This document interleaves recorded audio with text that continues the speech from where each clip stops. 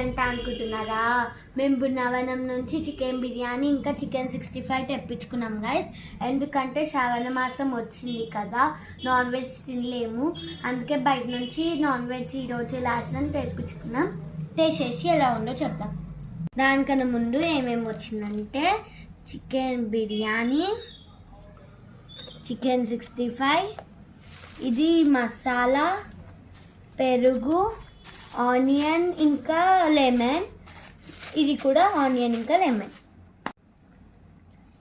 ఇప్పుడు సర్వ్ చేసుకుందాం. సర్వ్ అయితే చేసేసుకున్నాం గైస్. టేస్ట్ చేసి ఎలా ఉందో చెప్దాం.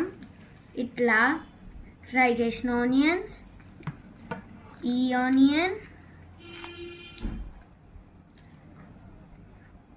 ఇంకా చికెన్ ఇంకా ఎగ్, చికెన్ ఫ్రైది ఇలా పెట్టుకొని ఇలా తింటే సూపర్ గైస్. మీకు నచ్చితే లైక్, షేర్, సబ్స్క్రైబ్ చేయడం మర్చిపోకండి. Bye bye.